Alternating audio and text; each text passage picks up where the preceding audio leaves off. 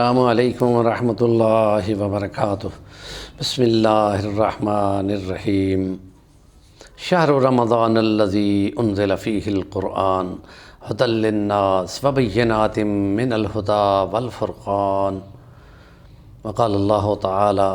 قل ان الشفاعۃ کلہ للہ۔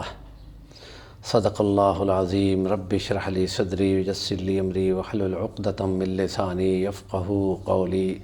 سیرت نبوی صلی اللہ علیہ وسلم اور اس کے مختلف عنوانوں کو ہم لے رہے ہیں کہ سیرت اور عملی نمونہ اور مثال اللہ نے نبی پاک صلی اللہ علیہ وسلم کی مسلمانوں پہ نافذ کی ہے، لاگو کی ہے، تو اس کے مختلف جہتیں اور پہلو ہیں۔ اور آج کل ہم سیرت نبوی اور عبادات کی طرف جا چکے ہیں، اور اس موقع پہ جو رمضان المبارک ہمیں ملا ہے تو ہم یہ کہتے ہیں کہ قرآن مجید اور رمضان کی نسبت سے عبادات ہماری کیسی جا رہی ہیں۔ تو ہم یہ دیکھتے ہیں کہ اللہ پاک یہ فرماتے ہیں کہ قرآن مجید کو ہم نے رمضان المبارک میں اتارا اور اس کو ہم نے بنا دیا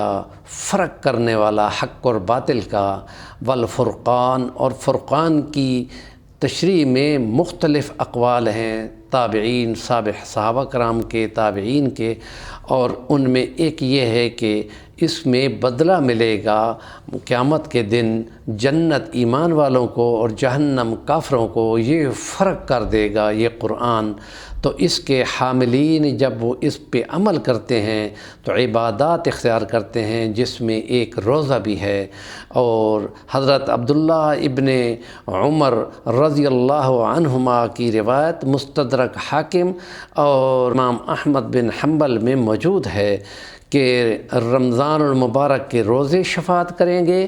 اور یہ کہ رمضان المبارک میں قرآن مجید ایمان والوں کے لیے شفاعت بولے گا، اور ان کی دونوں کی شفاعت کو خدائے رب عز و جل قبول فرما لے گا۔ تو یہ کتنی باسعادت بات ہے کہ جس میں نفل جو ہیں وہ فرضوں کے برابر، اور فرض جو ہیں وہ 70 فرضوں کے برابر چلے گئے ہوں، اور ایک قرآن مجید کی تلاوت کرنے پہ 30 لاکھ نیکیاں ملتی ہوں، اور پھر ان کو کئی گنے بڑھائیں تو پھر پتہ نہیں کہاں جا پہنچے گی۔ تو یہ سعادت صرف ایمان والوں کو اور اس امت محمدیہ کو ہے کہ حضرت عبداللہ ابن عمر کی روایت میں ہے کہ روزہ قیامت والے دن اپنے روزے دار کی اللہ کے بارگاہ میں شفاعت بولے گا کہ اس کو میں نے کھانے اور پینے اور خواہش سے روکے رکھا، اور اے خدا تو میری اس کے حق میں شفاعت کو قبول فرما۔ اور پھر رمضان المبارک میں قرآن مجید وہ بھی شفاعت بولے گا کہ ان رمضان کے ایام کی راتوں میں تراویح میں اس کو میں نے آرام اور نیند سے روکے رکھا، یہاں تک کہ یہ قرآن مجید پورا اس مہینے میں یہ سنا اور اس پہ عمل کرتے ہوئے روزے رکھتا رہا، تو میری شفاعت اس کے حق میں قبول کی جائے اور خدائے پاک اس کی شفاعت کو قبول فرما لیں گے۔ تو اس کا مطلب یہ ہے کہ اس شفاعت کے بدلے میں مغفرت ایمان والوں کو ملے گی، اور شفاعت کا مطلب یہی ہے کہ اس کو جہاں روکا جا رہا ہو اور وہاں اس کے لیے کوئی شفاعت بول جائے تو سفارہ یا شفاعت خدا قبول فرما دیں گے۔ اس لیے جو آیات ہم نے پڑھی ہیں، آیت الکرسی میں ہے من ذا الذی یشفع عندہ الا باذنہ، اس کے اذن کے بغیر کون ہے جو شفاعت کی جرأت کرے گا۔